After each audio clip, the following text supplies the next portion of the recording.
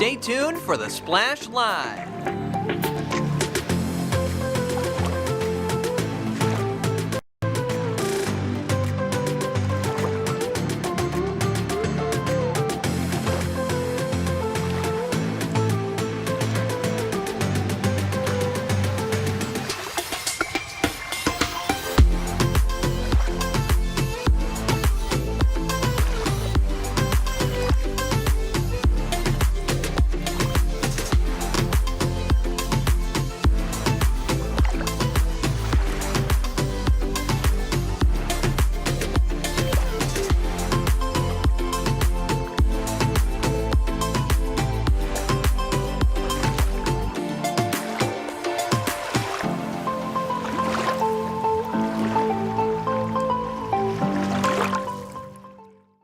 It's time for the Splash Live from Civic Center TV, featuring stories from and about people like you in the Greater West Bloomfield area. Simulcast on cable, 89.3 Lakes FM, social media, and the web. Now live from Green Media Center on Walnut Lake Road, it's the Splash Live. Live, local, social, it's the Splash Live on Civic Center TV and 89.3 Lakes FM. I'm Tyler Keefe, all alone today on this Monday, the 1st of April, 2024. I'm just kidding, April Fools. I'm also joined, as always, by Kevin McIntosh. Kevin, new week ahead of us today and off to a hot start, huh? Was that your intro, Tyler? That was your April Fool's joke. You got me. I'm not going to lie. I'm sitting here like, why am I here? But okay, good one, Tyler. Hey, look, most days people think I'm crazy. Today I'm just going to play into it. It's April Fool's Day. There's no rules. But there's plenty going on throughout the community we got to get to. And Kevin, it's a fun time of the year as people get back out and about in our community. We see them out all across the community. But what we really get as that first evidence that spring is in the air is we see a lot of people out on the West Bloomfield Trail. And this weekend, a really special appearance from the Detroit Free Press Marathon making their way into West Bloomfield and out on the trail. Reporter Jake Schaff from our team has the story. It's time for everyone to stretch those legs and put on their running shoes because the Detroit Free Press Marathon runners are putting together an marathon event this October in Detroit. But before that day comes, this has put together a few smaller community runs for prospective participants to get in a little practice before the big day. And one of those runs took place this past Saturday right here in the field. And even though the weather might not have been as perfect as they were hoping it would be, it still brought out a ton of activity and a ton of great camaraderie along the way. Today is one of the group runs that the FREEP ambassadors hold throughout the training season prior to the race in October.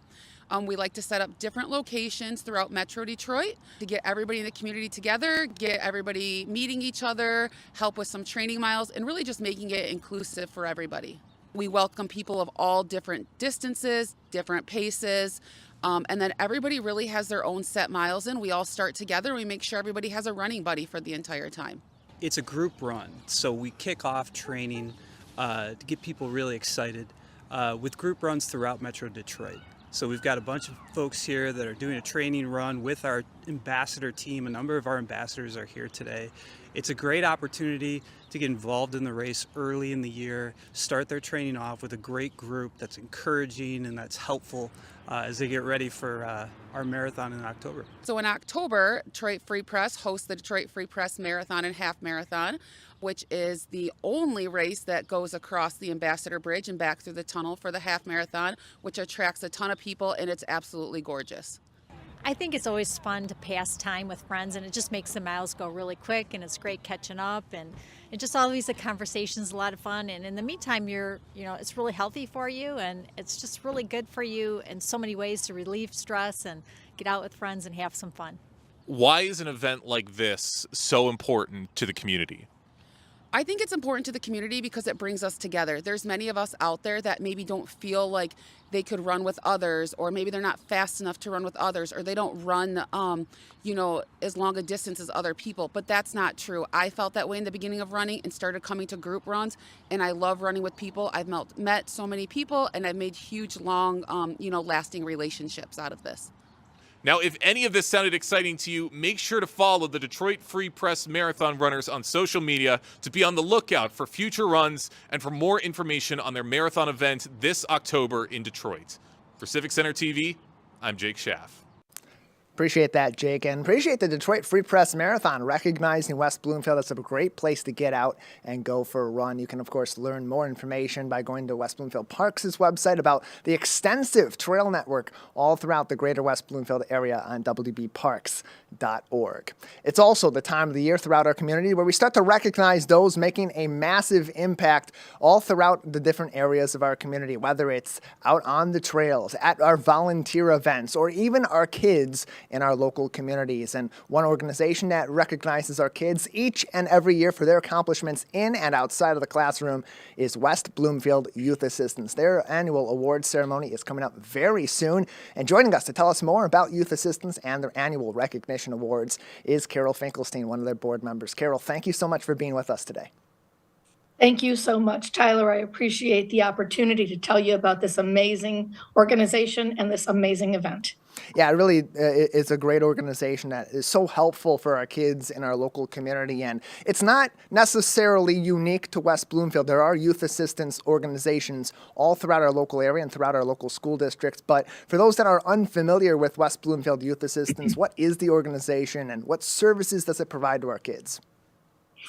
So Youth Assistance is an Oakland County program that is a tri-party agreement between the circuit court, the local school districts, and local municipalities. Local school districts have a caseworker assigned to each office, and they provide confidential, free counseling services to students and families. The programs are designed to be both preventative and to intervene when a student has gotten themselves into a little bit of trouble, and to help divert them back and get them back on the right path. Youth Assistance provides a whole host of different opportunities here within West Bloomfield, including the Youth Recognition Awards that we're going to talk about today. Parenting on the Go video series to help parents, Mentors Plus mentoring, and need-based scholarships for students to attend either camps or other activities in our community.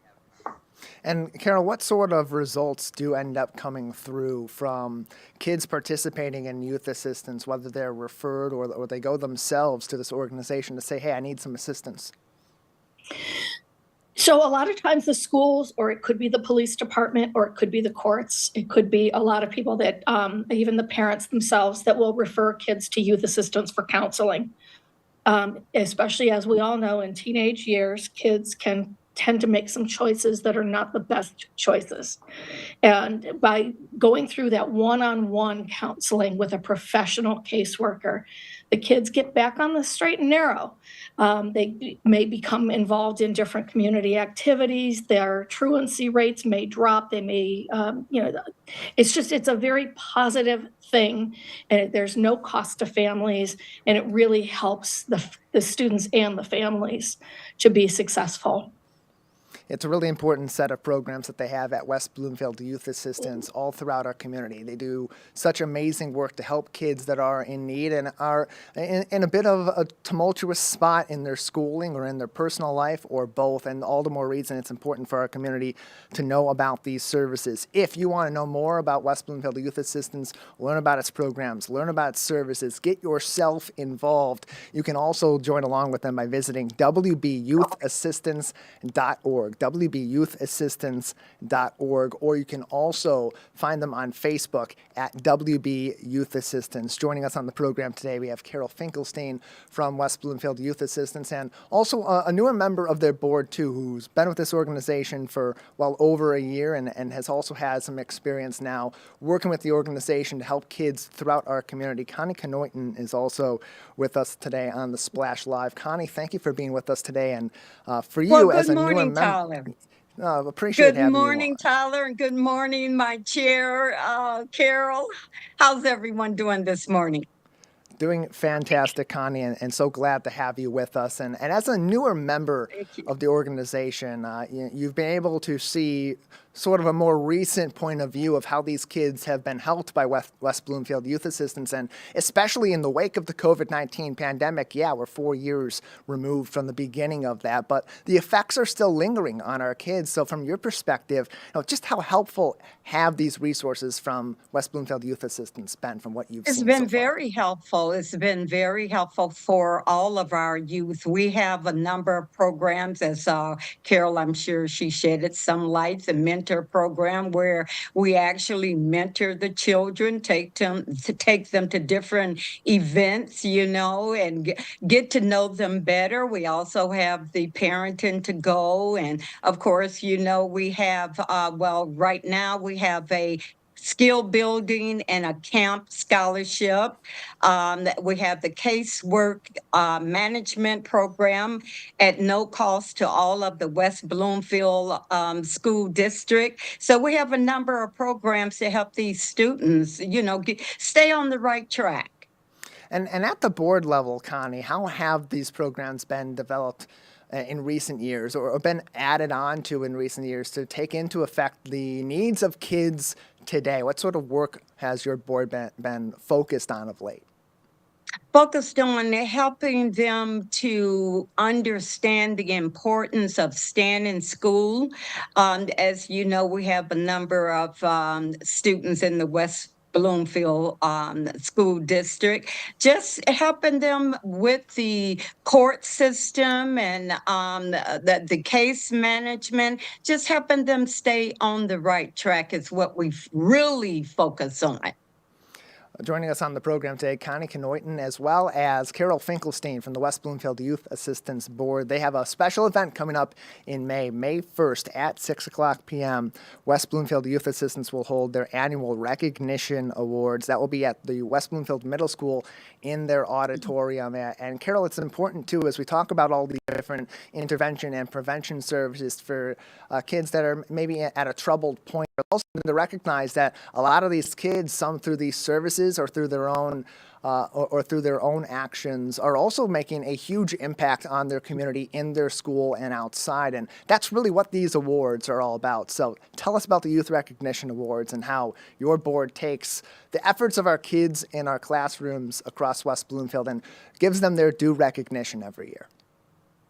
Thank you for asking, Tyler. We have so many kids that are doing so many amazing things within our community, all sorts of volunteer things, whether it might be mentoring other children, it may be reading to kids, it could be any one of a number of different activities. And we are so proud that this will be our 28th annual Recognition Awards.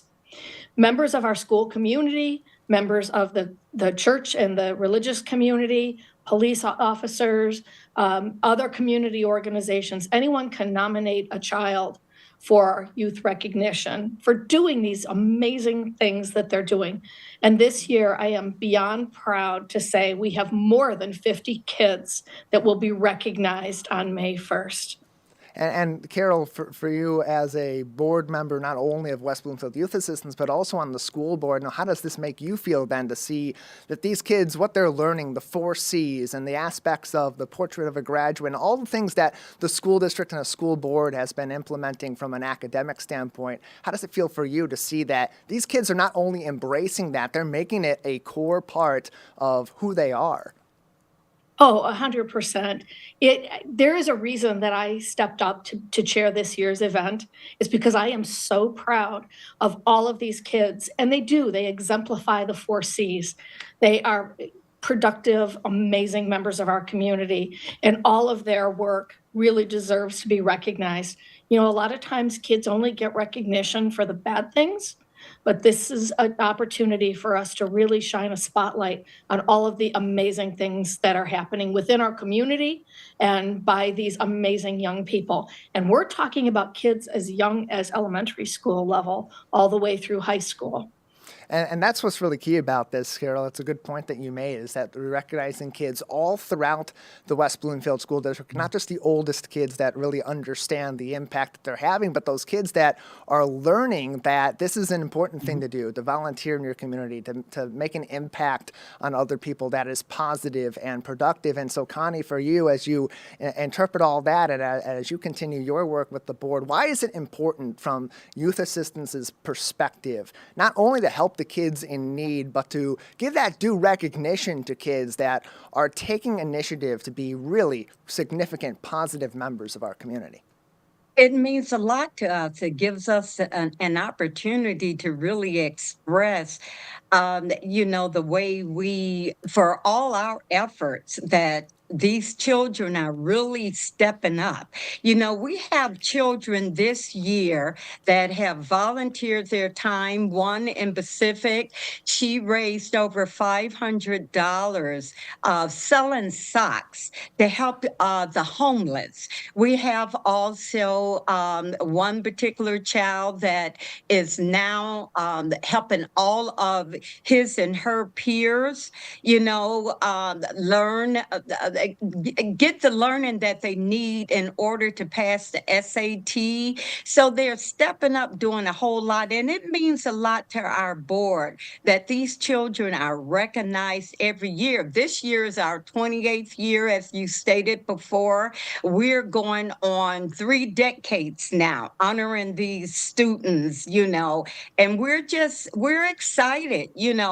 We want everyone to come out, volunteer their time if they want to, that would be fantastic. So we're excited. I could not have done it this year without Carol and Jennifer.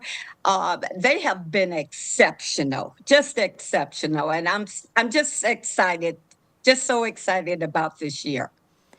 Connie Knoyton and Carol Finkelstein are with us from the Awards Committee with West Bloomfield Youth Assistance. Their annual Youth Recognition Awards coming up May 1st, 6 o'clock p.m. at West Bloomfield Middle School. You can learn more information about the event on wbyouthassistance.org. And Carol kind of gave some great examples about some of these kids that are going to be recognized at this 28th annual event. And you mentioned it earlier on. They're nominated by people from all different sectors of the community, and that's what's also important to recognize here, is these kids are not just making an impact in the classroom or making an impact in their day-to-day activities. They are really touching and impacting every corner of our community.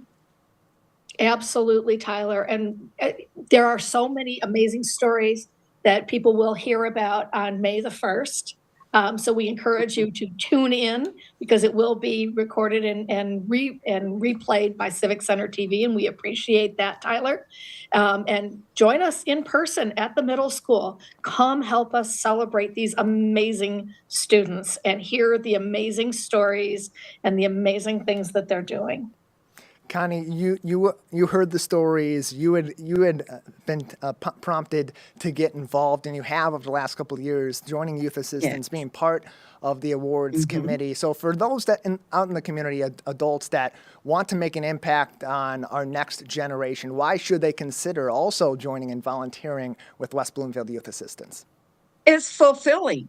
That's the reason why I actually came on board with youth assistance, because it's fulfilling. It gives you a chance to actually observe and see what these youth are doing. You're out in the community, you're doing things, you're helping them feel good about themselves, and you're jumping in there and you're doing something that's worthy. You're giving back to the community. That's one thing that I really like. I like to give back to the community. When I used to go and read in the schools, that was one of the most fulfilling things that I enjoyed. I really did. I enjoyed it, so it's always about giving back to your community. It's important. It is, and it's also nice as you're giving back to get to have those interactions, to see the impact that the kids are having on the community, and be able to recognize that, we don't have to worry so much about this next generation. They're already in good hands with themselves and for our communities. Connie, Carol, thank you so much for your time today. Thank you, Tyler. Now, we hope to see you there. I do want to see you, Tyler. I will do my best to be out there May 1st at West Bloomfield Middle School for this recognition and hopefully Tyler, have a chance to thank some of these kids. Tyler, let everyone know that they are welcome to visit our website and take a look at what we're doing. And also, please come out that night. They can volunteer their times. They can contact me with my email address. It's on our website, and we'll be glad to have them to volunteer. Absolutely. All right, Connie, Carol, thank you both so much. Enjoyed talking with you today. West Bloomfield Youth Assistance can be found on wbyouthassistance.org, as it says on your screen. You can also find them on Facebook at WB Youth Assistance.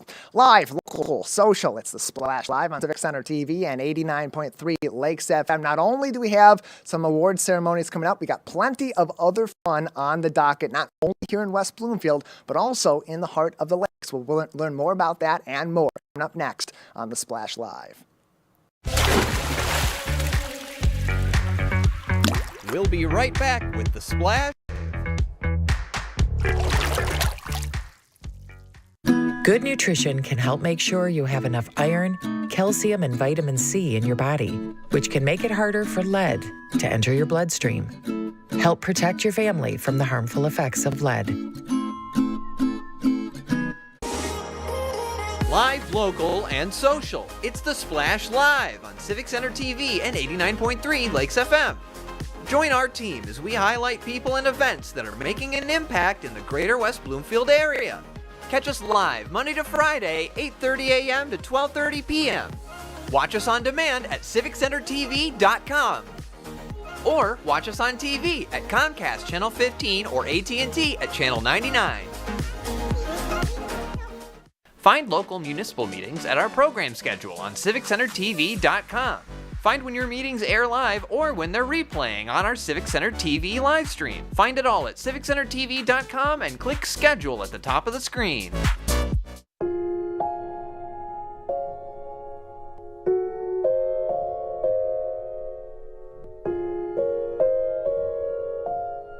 When you have a gambling problem, you have a money problem. Don't let your gambling cause you financial hardship. If you or someone you love is struggling with gambling, we can help. Get free confidential counseling and win your life back. Learn more at michigan.gov/problemgambling. And now, back to The Splash, live. Live, local, and social. It's The Splash Live on Civic Center TV and 89.3 Lakes FM. You can also find us on Facebook at Civic Center TV 15 and YouTube at Civic Center TV. Like, follow, subscribe, all for free, and find us each and every day. I'm Tyler Kieft alongside Kevin McIntosh. And Kevin, this time of the year, it's a time we see our communities really come alive. As the sun comes out, so do the good people of Greater West Bloomfield. That's especially the case in the city of Keego Harbor. Yes, Tyler, as we slowly anticipate the weather to stay consistent here in Michigan, which sounds kind of crazy. We know that the spring is here and the summer is slowly approaching. With that being said, a lot of things happening outside that we love to keep the community updated on. And Keego Harbor's block party is officially coming back this summer. A lot of great things going on. Join us to talk about what's going on specifically at that event from Keego Harbor Parks and Recreation. We have Kirsten Sonneville Douglas joining us. Thank you for joining us, Kirsten. Hi, Kevin. Thanks for having me today. Absolutely. So first and foremost, before we even get into the block party, I know that Keego Harbor just recently had their Easter egg hunt or their egg hunt. Can you just talk about how that went and how the community turned out for that? It was wonderful. Unfortunately, weather was okay. It didn't cooperate completely with us, but it's Michigan, right? And so with a little drizzle won't keep the kids away. We had over 5,000 eggs spread across Rose Sorter Park, which is right behind our city hall. Kids were able to come out. We were thankful that the West Bloomfield Public Library was there to be on site to do a craft. We had the Keego Bunny there for taking some pictures with the families as well. And so we laugh that it starts at 11 o'clock sharp, because if you are 3 minutes late, there's not an egg to be found. I know, right? Yeah, get there on time and have some fun on schedule. I completely understand that. Yeah. So getting into the actual block party now, Kirsten, can you just tell us the inspiration behind organizing the Summer Block Party series? It started in 2021. I had the idea of bringing music into the park. We have a beautiful gazebo in Rose Sorter Park. And we started with one event, had some food trucks, just again to bring the community back together. And it was right after the pandemic, just trying to find ways to reconnect again. And it was a big hit, and people were like, "Oh, we should do it every weekend." Well, that's really time consuming for planning, but I said I'd be committed to doing it the third Friday of June, July, and August. So this is our 4th year. And so we are ready with the bands, and the food trucks are ready. That is great to hear. I love to hear the fact that we have events for the community to get together. And any and all community, especially here within the Greater West Bloomfield area, Keego Harbor specifically, because we love to get out there, see other people in the community, shake hands, and just see what's going on, and just vibe and be around that energy. So this is a perfect thing for that. And from what I'm seeing, you have food trucks with the food, you have games, live music, even art going on there. Just talk about incorporating all of these things. What type of games? Talk about the live music and talk about the art. It's really just to be more a low-key block party, but on a larger scale. So we've got the big yard Jenga, cornhole. I have to think of the names of the games. Cornhole, and then the golf on the rods. I can't think of the name, but anyway, yard games is what we have there. And so anyone can play, and it's fun to see neighbors just meet other people and pick up a game, which is fun. We have a huge artisan group in Keego Harbor. The organization is called Art Sale. And so we offer free tables for our local artists to show their goods, crafts, and art. And so it's wonderful just to see them out there. Again, the public library will be there too to support us. And then we have live band under the gazebo, and then usually and always just one food truck also for people to partake. Right. So live music, that's what I'm interested in as of right now. How do you go about selecting the artists or the bands who performs at these block parties? A lot of word of mouth and people saying, "Oh, you should check out this band." The first one was asking people who coordinate bands for some of their local restaurants, and they were able to connect me with Slowfoot, who has a great following, and we're excited that they're going to be our June band. So we're excited to kick off again with them. And then it's just people, again, word of mouth, and people saying, "Hey, we'd like to participate." Yes, joining us now from Keego Harbor Parks and Recreation, Kirsten Sonneville Douglas, talking about the upcoming block party at Keego Harbor at the Rose Sorter Park behind City Hall, and different things that's going on there. So you said essentially you started the event because you wanted to bring the community together. Do you feel like you've achieved those objectives? Have you added any objectives? Is there anything else that you plan to achieve, or any other goals for this event overall in general? I believe we've achieved that goal, and every event, every block party, we have more and more people. So it's just getting the word out to our community, right? It's how do we connect with everybody? And so each time it's getting bigger and better, and that's what we're expecting and we're hoping.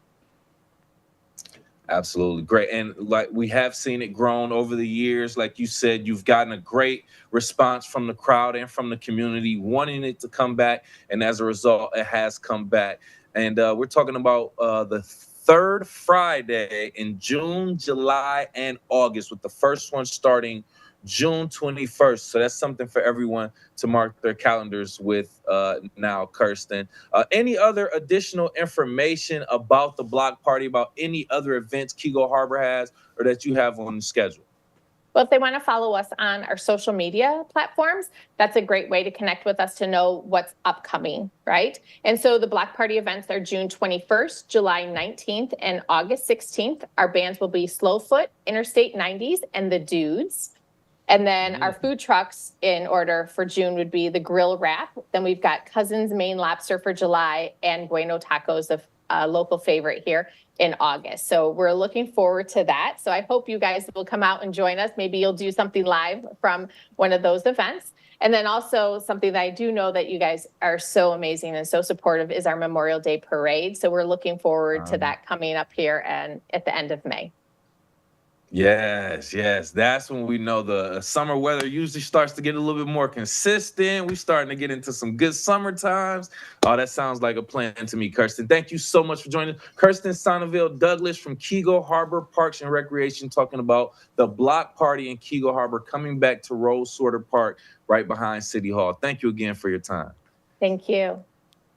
Absolutely. I love to find out about things like that. Food trucks, games, live music, especially in the summertime outside. It's a whole vibe, Tyler. Once again, anybody want to find out more information, Facebook at KH Parks or go to their website, KeegoHarbor.org, Tyler. Yeah, I want to make sure no one's confused when Kirsten said that one of their bands later on is going to be the Dudes. It's not Kevin and I. Don't let that fool you. We're not going to be playing music out there. The last thing you want is me on a stage singing to the general public. I'll end up in handcuffs from Chief Fitzgerald for that. That is a crime against music. But they'll have plenty of fun at Keego Harbor Parks and Rec all summer long. Kevin, thank you for that conversation. And Kevin, also as we get into the warmer seasons of the year, people get back out and about. They want to tend to their yards, beautify their space, enjoy the outdoors and all of its great elements, especially here in Greater West Bloomfield, where we value our environment so heavily. But to do so, oftentimes the best action you can take is to support the land with plants it is regularly used to, or native plants. Joining us is an expert on this topic who recently wrote a brand new book with 50 different native plants in it, and that is Sally Wenzel. She is the author of Native Plants of Great Lakes Region 50, hand-sketched wildflowers, pollinators, and more with us on the Splash Live. Sally, thanks for joining us today.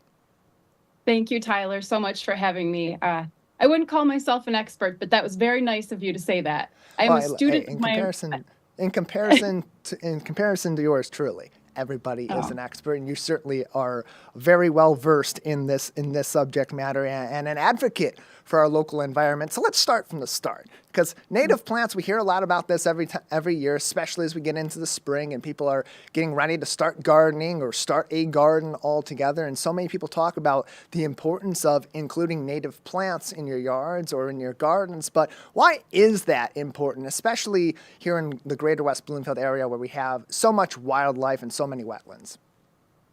Oh, yeah. So that is actually, I have a list included right in the very front of the book.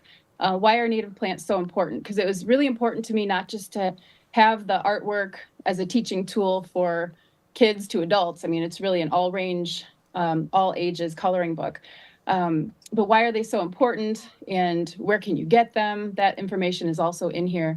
So one of the most important things is that they've been here for thousands of years, sometimes tens of thousands of years, and they've co-evolved with the animals and the wildlife that have also been here for that long. So they're codependent on each other. So really it's the base of the food chain. That's one point. Another is that they have really, really deep root systems. So some of these native plants, and especially the grasses, they can go down like 15 to 20 feet. It sounds outrageous, but it's true. So what they're doing is these deep root systems are really holding that earth in place, and it acts as an erosion prevention. So along shorelines, anywhere where there's slopes, to plant native plants is really an act of preventing erosion. And in doing so, we're actually keeping our watershed healthy because all those the nutrient runoff is reduced. Another point, if you're planting native plants, you don't have to douse them with fertilizers and herbicides and water. A lot of them are drought tolerant. So by reducing the chemical input in our environment, we're also protecting the pollinators and the watershed and our own health as well. And with this being such an important topic, and there's so much detail that goes into learning about native plants to the state of Michigan, to Oakland County, to the Greater West Bloomfield area, and so there's so much detail to go into on this subject matter. How did that influence you as you were putting together this book, and ultimately when you put together the color by number with these 50 hand-sketched pictures? Why that format to teach people about this subject matter?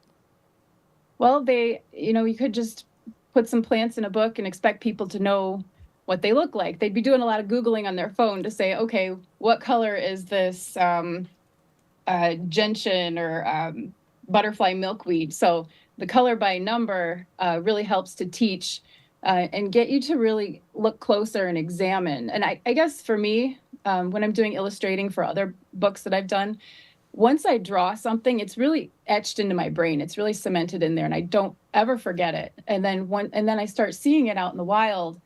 And then once you see it, you just can't unsee it. It's, oh, there it is, and it's kind of everywhere. So really being able to identify the specific characteristics and the colors is important. It's an important teaching tool. And excuse me, the title of I wanted to go beyond just Michigan because really, I have some props here I want to show you. So the Great Lakes region, really it's any of the provinces or states that touch, I can see that touch a Great Lake. But then looking closer, the Great Lakes Basin.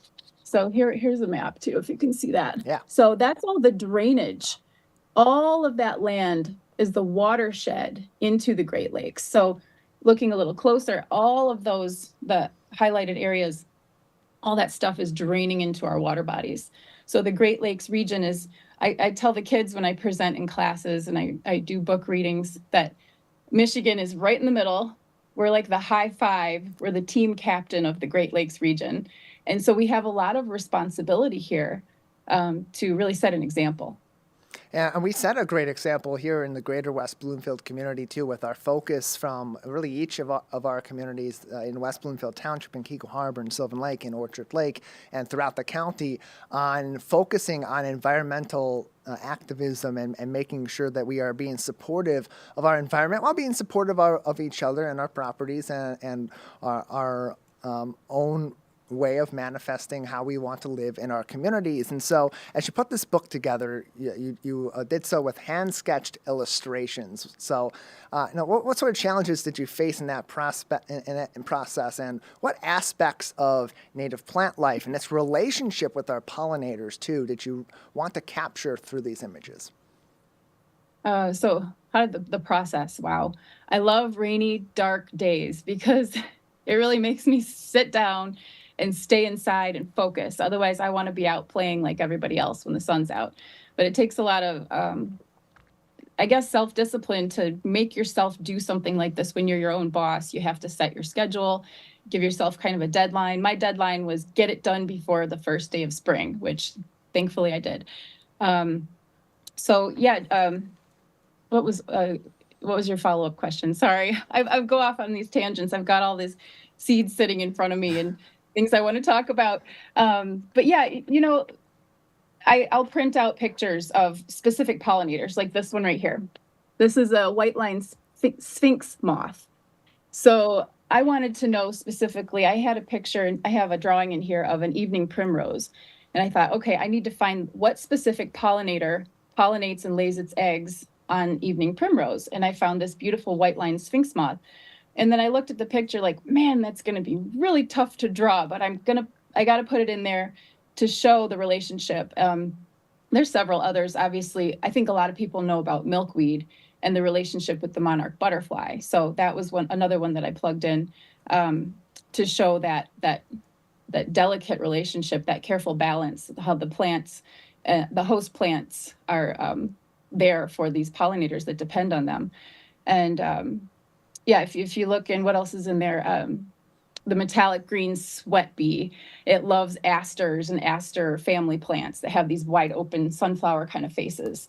So it was fun to match. But I also got some advice from Valerie Mullaney. I want to give her a shout out. She's my ecology consultant who I met through North Oakland Wild Ones, which is another local, there's some West Bloomfield members of North Oakland Wild Ones, and they are great organization. They do a native plant sale. And I met her doing a book reading there, and she was very vocal during one of my presentations. And I thought, man, she knows a lot. This is a wise person who I need to get her information. And I'm so glad we stayed in touch because she helped me edit this book and plug in a few more pollinators that I wouldn't have otherwise known.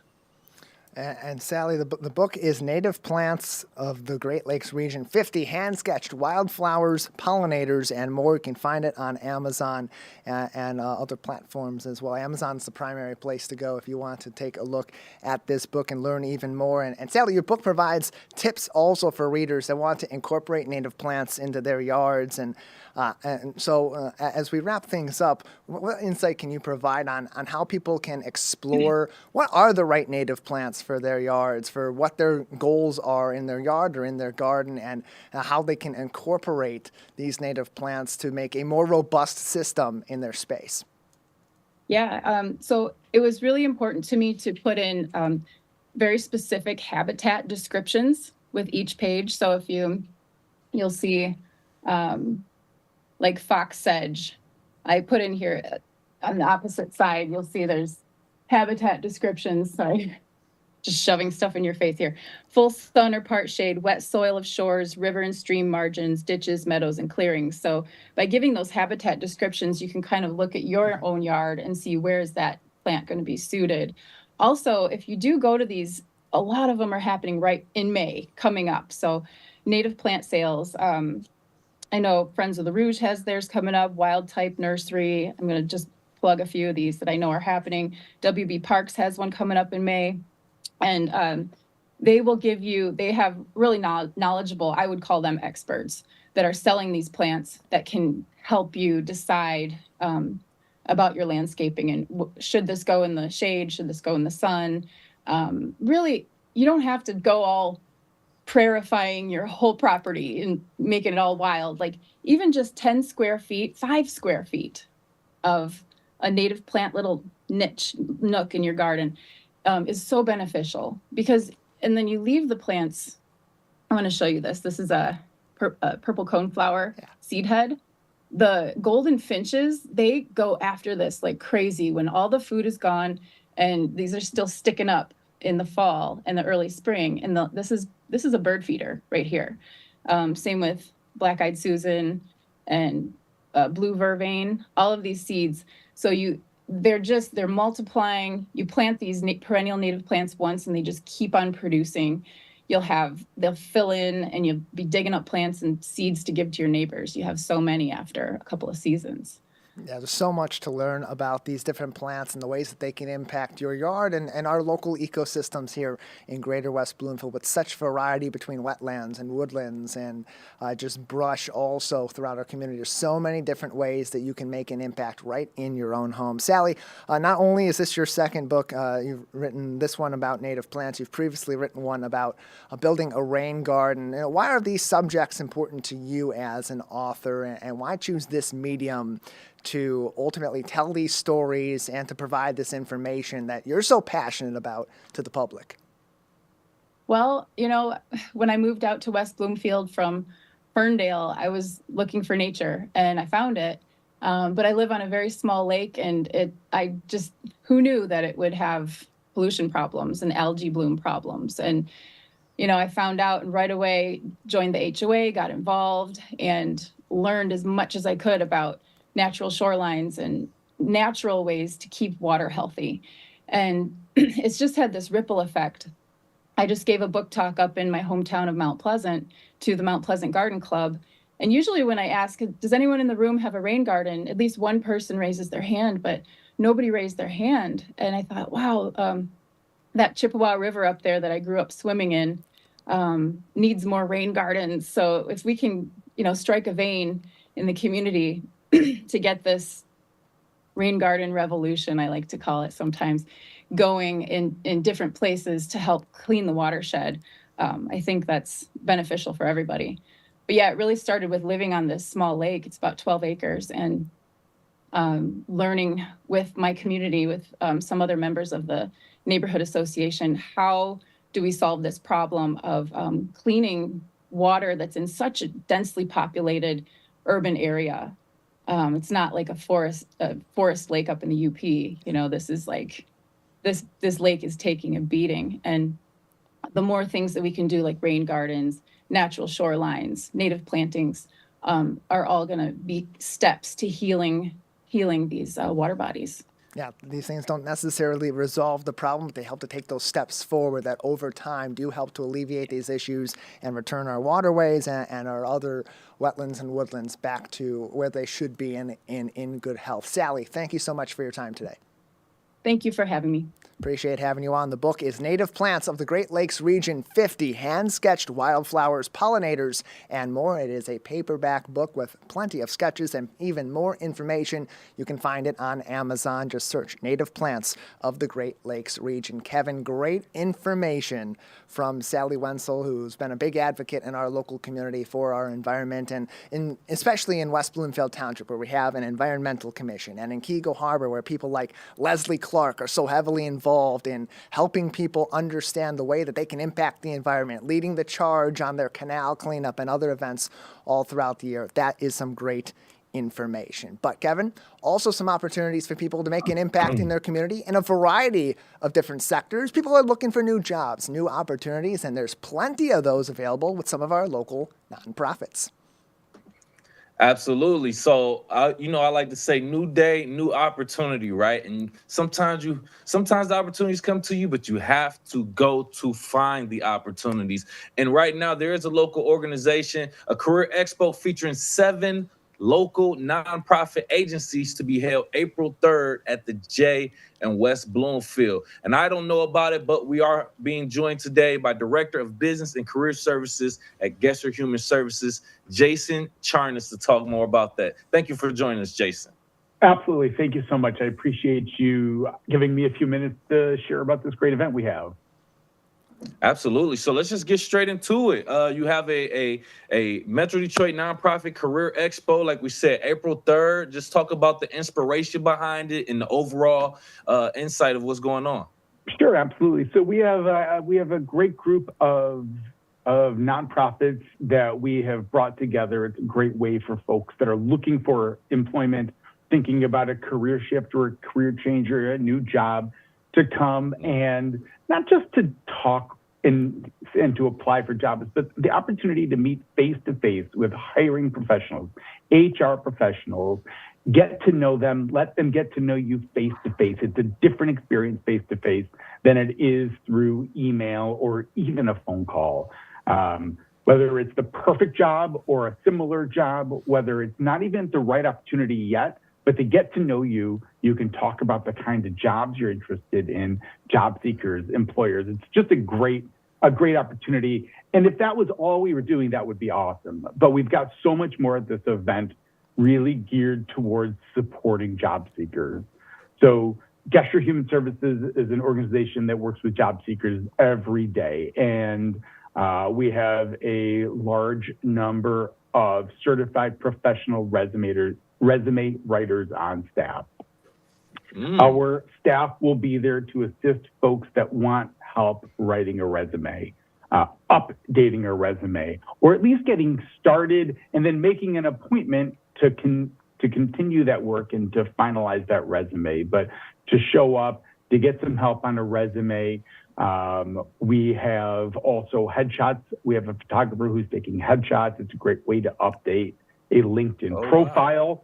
Something, again, free. I want to make that clear. There's no charge to attend as a job seeker. There's no charge for help with your resume, right? There's no charge for those LinkedIn headshots. We're really trying to support job seekers so that they set themselves up for the best opportunity possible as they start looking for employment.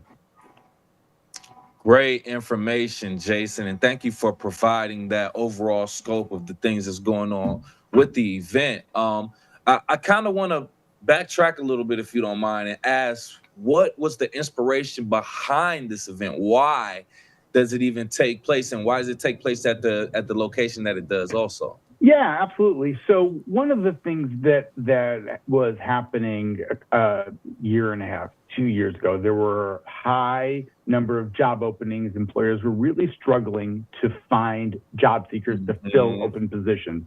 Without those open positions, especially in these local nonprofits, there's a lot of really great work that simply isn't able to get done.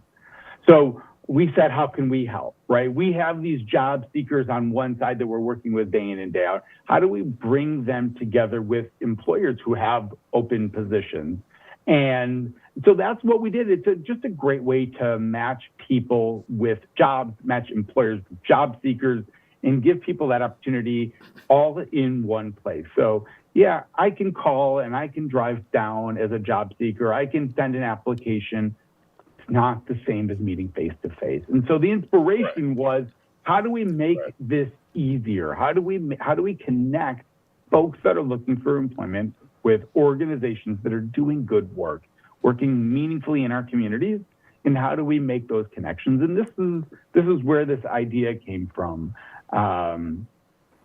It's not a unique idea, but the real spin that we really have is we're also able to help with LinkedIn headshots, resumes, and we have a lot of other services on site to answer questions, whether it be for somebody who is looking for some financial education information or home buyer information, wants to really explore a career shift or a career change, but no idea what to do or how to do it. We've got folks on site that'll be able to have a conversation, to schedule some meetings, and also share information on our computer classes for job seekers.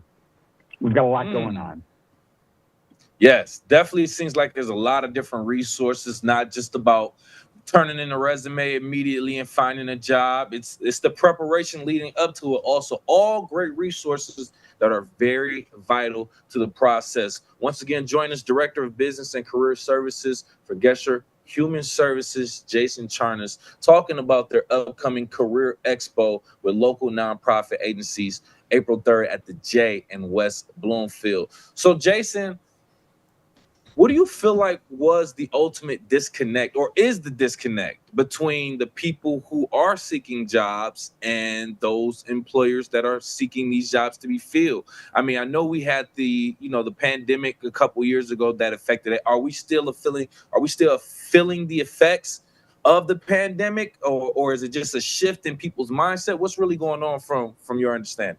Yeah, no, I appreciate that question. So I don't know that there's a disconnect specifically, but it's not always easy to find a job. There's a lot of folks that feel like I'm applying, I interview maybe, and I don't even hear back. This is a way to meet with people face to face. Am I a right fit? Is this the right job I should apply for based on the experience you're looking at on my resume, or we're talking about in person? And to be able to do that times a bunch of different organizations all at one time is a great way. It's a great way to say, okay, so you may have 5 or 6 or 8 different job openings.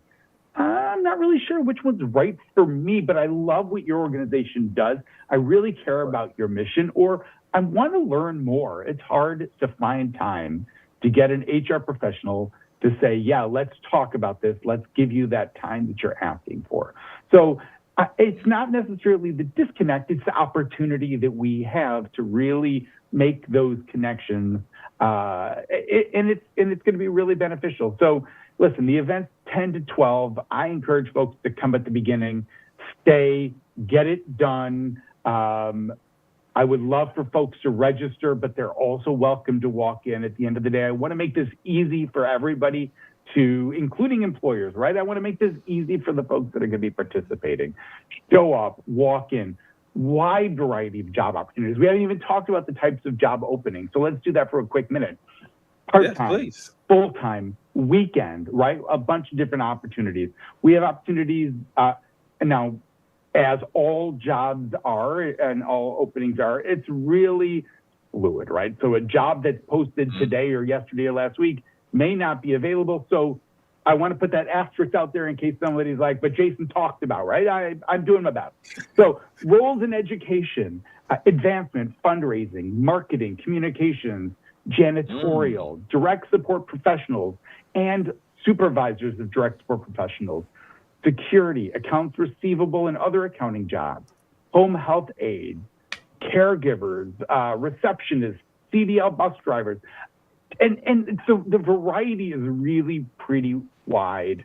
And so if someone's watching and thinking, is this right for me? The answer is yes, come. Yes. You've got the time. We should make the time, prioritize yourself and what your career and future could look like with this great opportunity.